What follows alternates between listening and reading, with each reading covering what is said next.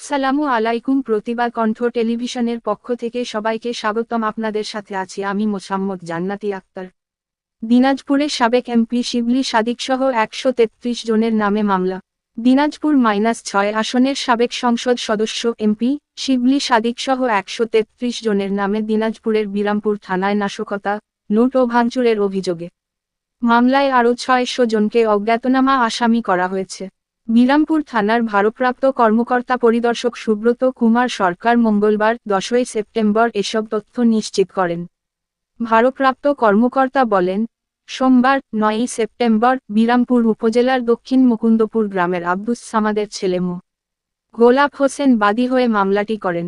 এ নিয়ে শিবলী সাদিকের বিরুদ্ধে বিরামপুর, হাকিমপুর ও নবাবগঞ্জ থানায় ২টি হত্যাসহ ৩টি মামলা হয়েছে।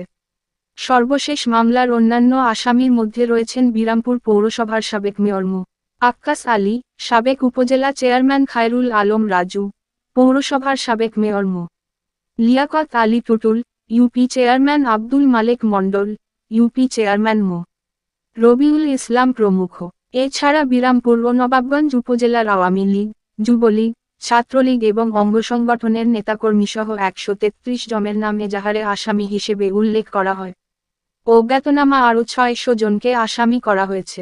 বাদী এজাহারে অভিযোগ করেন, গত ৫ আগস্ট দুপুর আড়াইটায় বিরামপুর পৌর এলাকায় বৈষম্য বিরোধী ছাত্র আন্দোলনে শহরের ঢাকা মোড় নামক স্থান থেকে সরকারি কলেজ মোড় পর্যন্ত বিপুল সংখ্যক প্রতিবাদী জনতা বিক্ষোভ দেখাতে থাকে।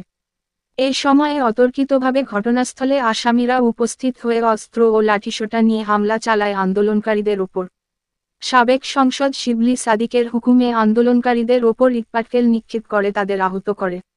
এ মামলার তদন্তকারী কর্মকর্তা এসআই মো. আবুল কালাম আজাদ জানান, বাদীর কাছে থাকা আলামত সংগ্রহ করা হয়েছে। তিনি ঘটনাস্থল পরিদর্শন করবেন।